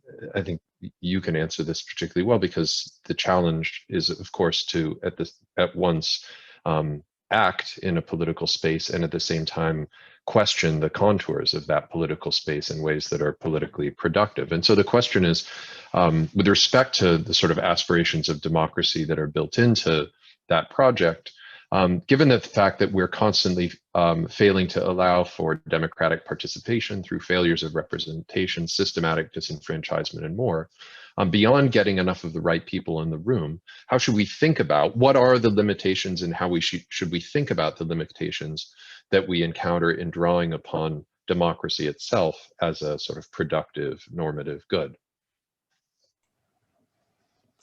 What are the limitations of democracy?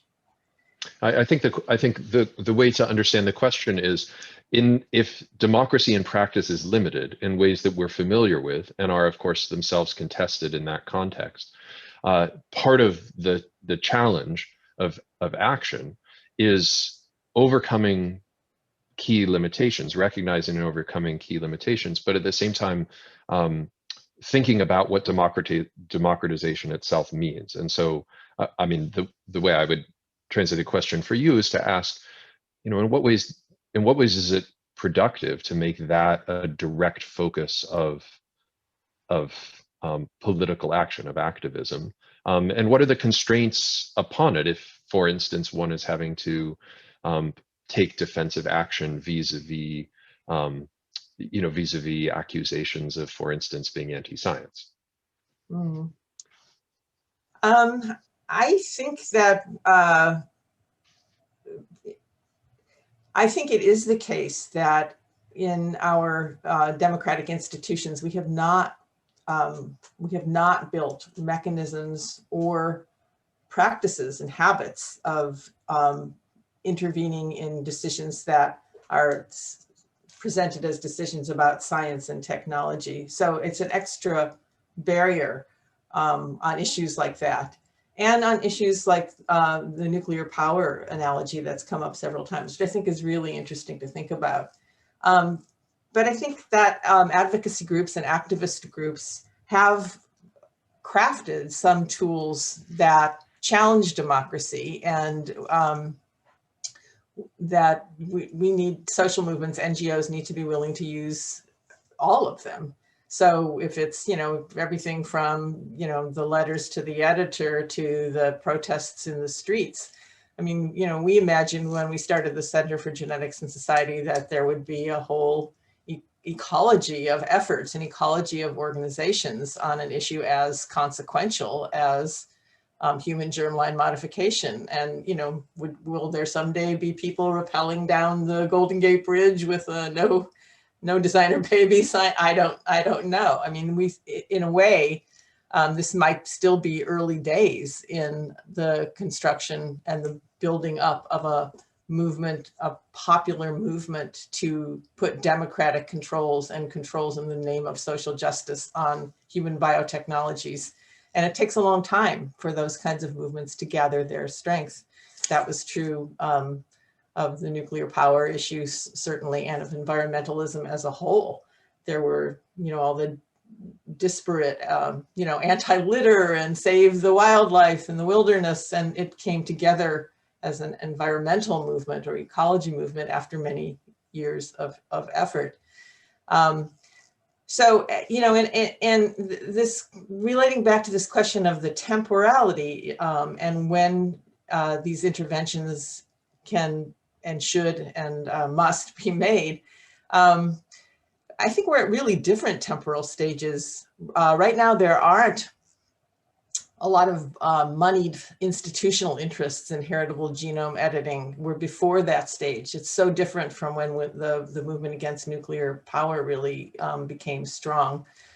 Right now, we can just say no pretty easily, and we're not going to gore anyone's hocks. But if we wait until the fertility clinics start offering and marketing these technologies, they already are offering related technologies, genetic selection technologies. So the financial interest is developing, but we're at the stage way before where we were at when the utilities were heavily invested in nuclear power. So I think I think it's going back to the question, we just have to be willing to use the tools of activism, advocacy, and I think that we can adapt some of the traditional democratic mechanisms, and the Office of Science and Technology Policy, and putting people who really think about social equity and social justice in charge of it, I think is certainly a step in the right direction. So there's some hope there. Marcy, thank you for the reminder that activism is one of these keys in the door with which you can open up certain kinds of things. I'm going to take the liberty of taking two questions that are to some extent related to this and paired. They also both open up a theme that's been going through the questions and also in the things that you've all been saying, and that is what to do about the problem of the baked in. I mean, that is something that looks so durable, that how do you undo it? And maybe using pedagogy as a key instead of activism as a key. So I'm going to ask the first part of this to Andrew Feenberg and then the second part to Jenny. But Jenny, it begins with you. From David Spanagel, and excuse me if I'm mispronouncing your last name. I assigned one of Jenny Reardon's papers to my Intro to the History of SciTech class last fall, and asked those students to reflect on her work with respect to this question: how can scientific investigations of human variation and or the development of new biotechnology tools ever effectively dismantle prejudices that are deeply rooted in existing unequal power relationships? And Marcy, I realize you've given a partial answer, but so now I wonder if any of today's panelists have related thoughts about the interactions of any democracy's prevailing attitudes with emerging scientific ideas and technologies. And Andrew, I was wondering if you would care to reflect on this from the standpoint of your work on Marcuse, from any standpoint. So just to repeat, interactions of any democracy's prevailing attitudes with emerging scientific ideas and technologies. So I'm asking Andrew to respond to that. And then Jenny, this in a way continues that discussion, a question from Hilton Simmet that says, Andrew Jewett and Jenny Reardon mentioned American political culture, and Jenny Reardon talked about the metaphysics of separation. I wanted to ask how these comments relate to American civic epistemology. So then again, there's baked in the ideology of turning debates about values into questions of fact. If scientists are the gatekeepers of fact, how can we overcome the standpoint of American civic epistemology? As a student at Harvard Kennedy School, it's not often one finds people reading Foucault and thinking about leading through techniques and tools. So Jenny, maybe you could respond to that half of the Americanness and durability question. So Andrew, you first on democracy and emerging science and technology. Okay. I'm not sure that I fully understand the connections between the different parts of the question, but the last part I can respond to. There is a historic tendency to think of science and technology as completely autonomous. They are functions of truth, and truth is something which is outside of human control. It's just what is. And that tendency, which we inherit from an earlier era, is countered increasingly in the last, say, since the 1970s by various forms of public intervention into science and technology. And by this, I mean not just the usual policy interventions that governments have always been engaged in ever since they began funding science and technology, but I mean direct action by the public, which challenges the autonomy of science and technology. It's not just on the fringe, say, giving a little money here and a little money there, but rather altering the actual workings of science and technology.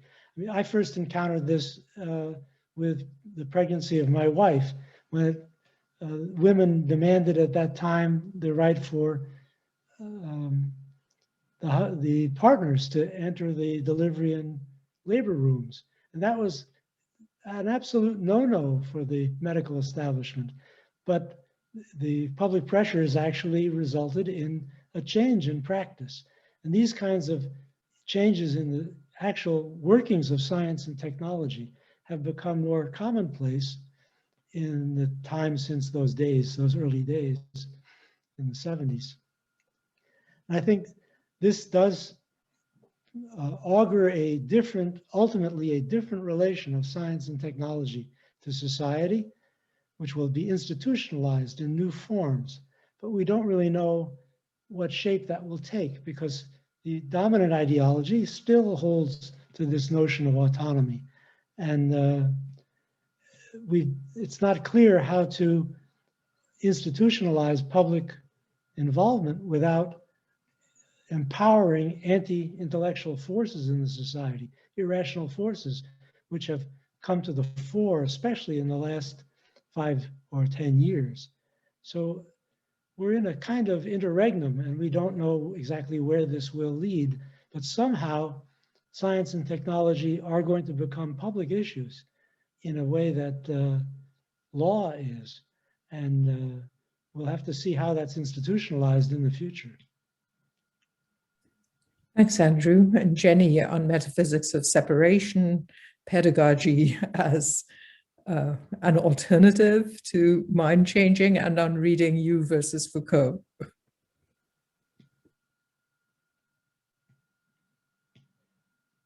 Sorry.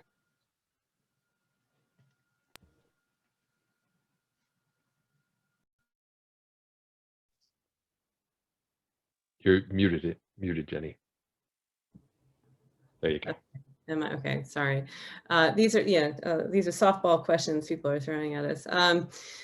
So let me just say something about this. I imagine that everyone on this who's speaking we're not just academics opining, writing pieces about these things, reading books. We're in institutions, and Marcy, most actively of all of us, but we're all in our own ways on the ground doing this work. And there are many lessons I think we could offer from all that work, which is hard work and often frustrating work. But I think that, how do you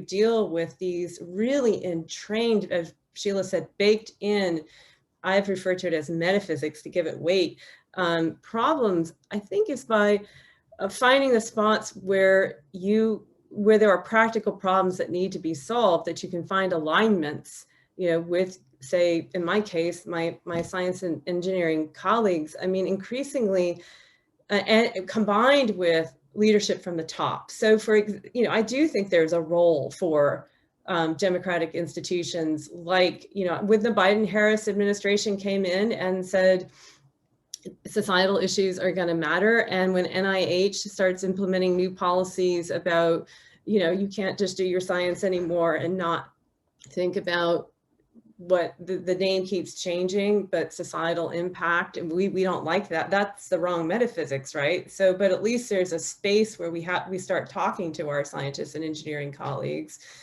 I think where I've been able to make the most difference is where there's an alignment over a shared set of values. I often say, I don't know of any genome scientist or any biologist who went into it to create the next generation of racism or biocolonialism.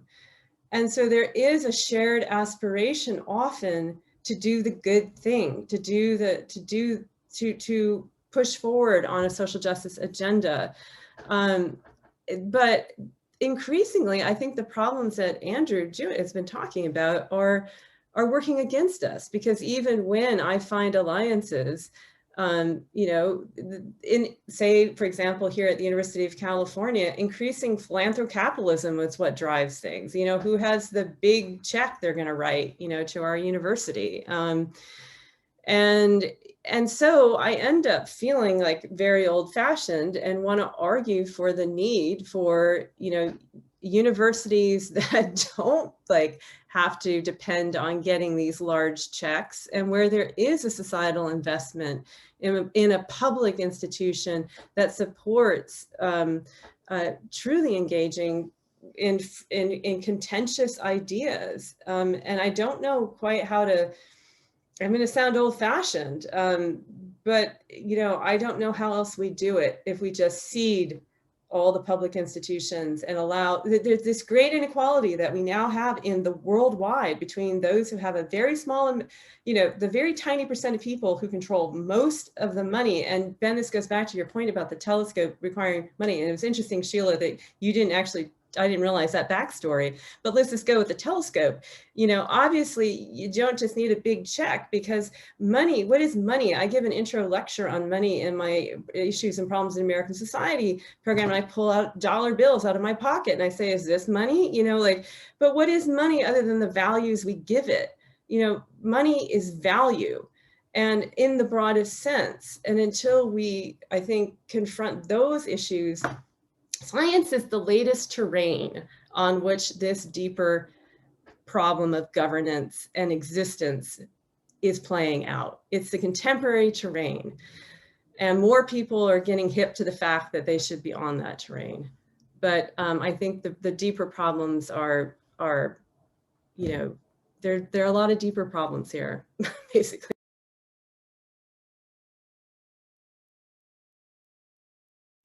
So did I solve it? I actually want to. Jenny. Yeah, totally, always, Jenny. So actually, Jenny, I think that is a really nice segue into the questions that I want to bring in, which are a hybrid or chimerization of 3 different questions. And part 1, I want to direct towards Andrew Jewett, and then part 2 towards Andrew Feenberg.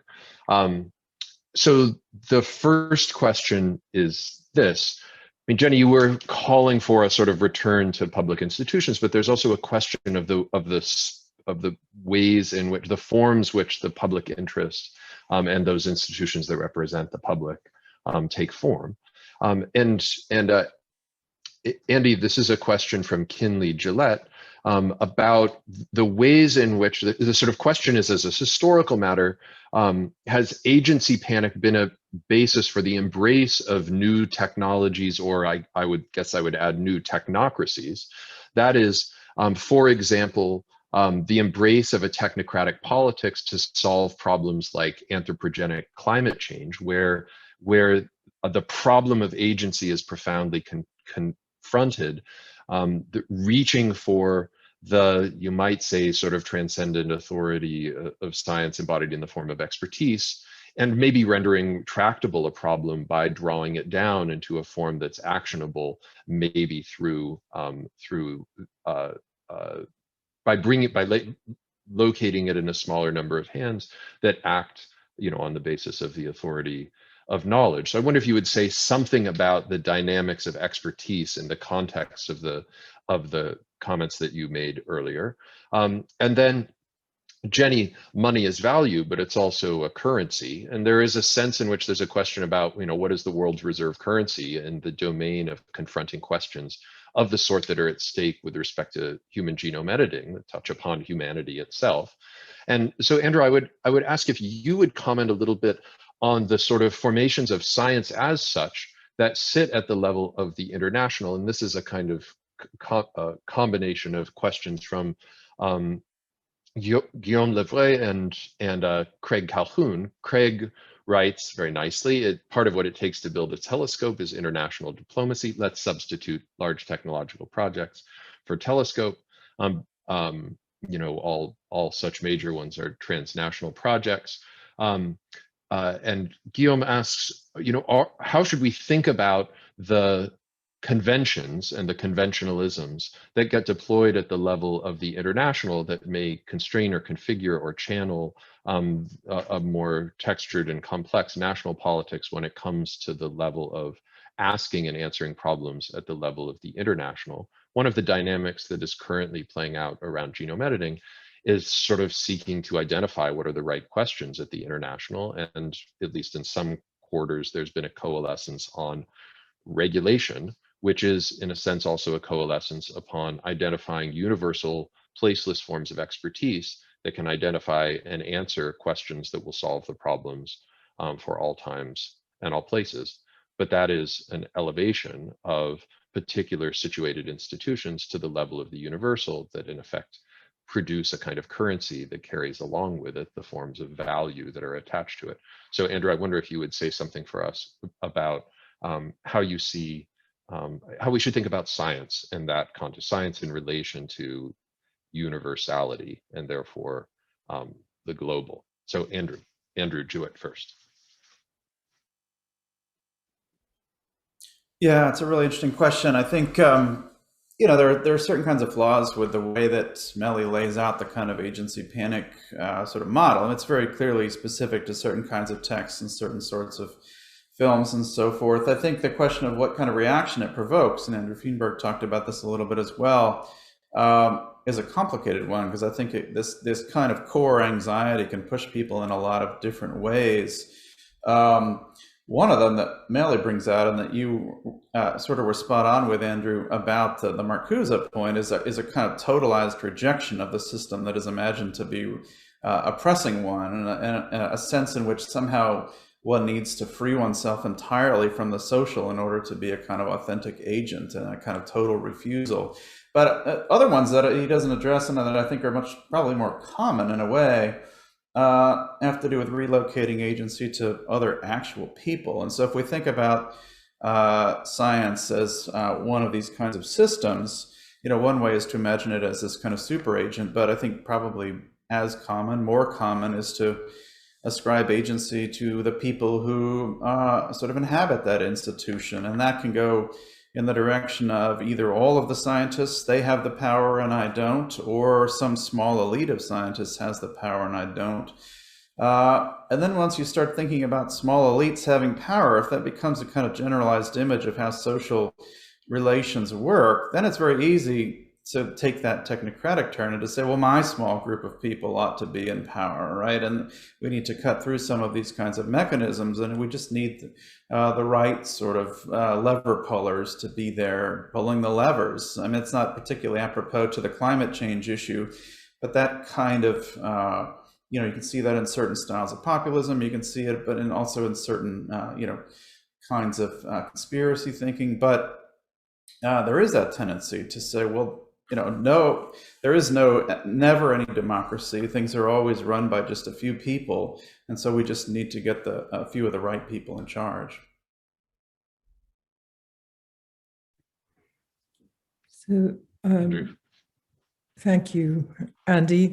I see our time is, as is inevitable, running out. I'm going to make one observation drawn from the comments, and then maybe just time for one more question of a combined sort, and then give it back to Ben to begin the wrap up for this afternoon. So Phil Loring asks, what about the UK style of mass observation as a metaphor for the observatory we seek to create? And then he points out they set out to capture all the varied textures and genres of everyday life under the new frontier technologies. So this mass observation project, I mean, it's interesting because it uses that word observation, and it talks about everyday life, but there was obviously an eye behind the photographer who was carrying out the documentary photography. I think I'll take that as a very interesting injunction to us as people trying to design a space of observation, to keep in mind that there are these other modalities of observation,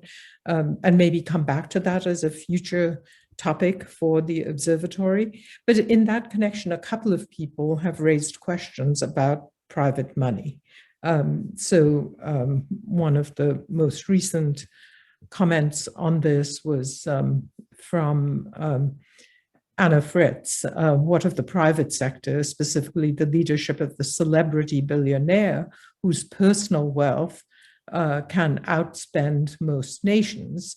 And, you know, we're all familiar with things like the Bill and Melinda Gates Foundation and the Chan Zuckerberg Initiative. I assume that these are the kinds of institutions that people have in mind.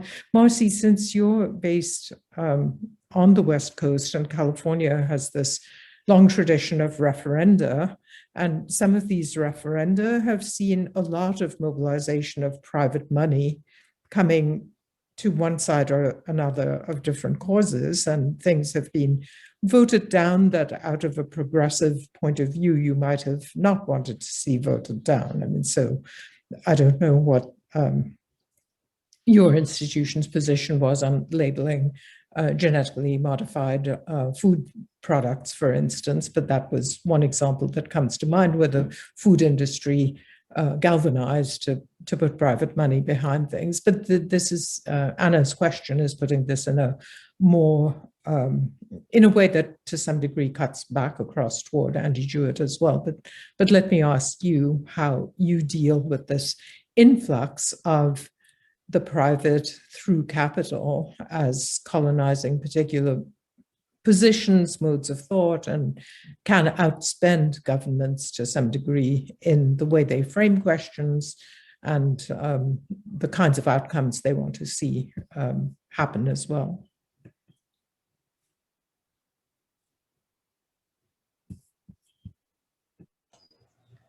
There's certainly no easy answer to that question. And the referenda in California, Jenny, I don't know if you'd agree with this. I think they are so manipulated by money at this point that there's growing cynicism about their claims to be democratic. I don't know what more to say about that, but I do think that the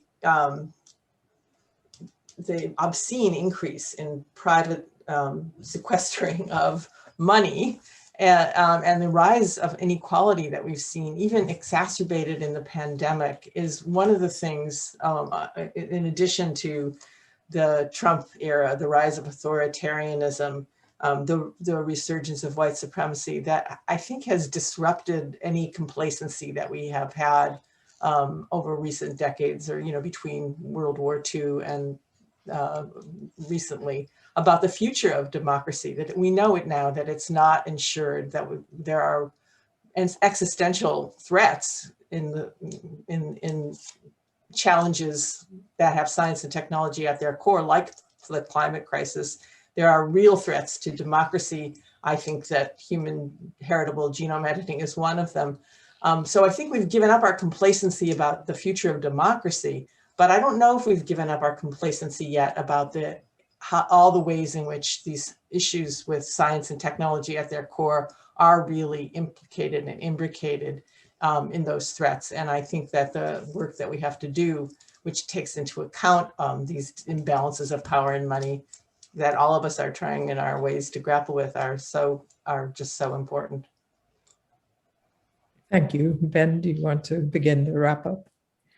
Yeah, so we've talked about the building of a giant telescope. The other day, my daughter was making a little homemade kaleidoscope with a toilet paper roll and a mirror and so forth. And I've been thinking about how she dropped little things into it and looked through and could see the fractal-like transformation of those things from a kind of multiple angles simultaneously. And it strikes me that maybe the better metaphor for what's in the tower is a kaleidoscope than a telescope. And that this conversation has been one of what will be a series of conversations, each of which seek to drop more and more elements into our kaleidoscope, such that we can see them in ways we haven't seen them before. A project of the observatory is to take what we see and carry it forward to continue the conversations in multiple sort of iterative and sustained ways. And so in that sense, this has been a wonderful contribution, not just in itself, but to what is an emerging and ongoing project. And so I would like to thank the panelists for the wonderful remarks that they've made, and the audience for their excellent contributions, and assure you all that those of us who are seeking to push this effort forward have taken away many lessons from this, and ideas that will hopefully seed future activities along these lines. And given that, I invite you all to take note of the message that Alistair Sponsel put in the chat. Please sign up for the mailing list on our website. And if you have further inquiries about the observatory and other possibilities of participating in its activities, please feel free to send a message to Alistair about it. And so thank you to the panelists and to the audience, and I will turn it over to Sheila for the final goodbyes. Yes, well, first of all, let me second Ben in thanking all of our panelists for this wonderful contribution, each in your bits of colored glass that you sprinkled into our gray April Cambridge day. So thank you very much for that. Andy, your work, among others, reminds us that America is not just a place of baked-inness, but also a place of experimentation. And it's very much in that spirit that we're approaching the observatory. And I was really heartened to see all of the questions, even if we couldn't possibly get to all of them in this format. And certainly in my own experimentation mode, it has given me lots of ideas for how to go about soliciting the questions. One of the principles of philosophies of the observatory, it should be a philosophy of good policymaking generally, is that the best answer to the wrong question doesn't get you very far. So you have to be sure that you're asking the good questions. But how do you ask good questions? And I think that the Q&A today is indicative of the kinds of questions that people are raising. And we will do our very best going forward to do more than we already have done on the observatory website to make sure that we're welcoming of questions and have figured out ways of addressing what people bring to us. So in the spirit of democratizing not just answers, but also questions. And also in this, one person raised the term radical hospitality, but I think to me, radical hospitality means being able to spend time with good friends, not measured out in 5-minute increments. I would like to thank you for devoting 2 hours on a Friday to this enterprise, and really we're immensely grateful, and we'll come back to all of you and to the audience as we move this project forward. Thanks very much, and thank you, Alistair.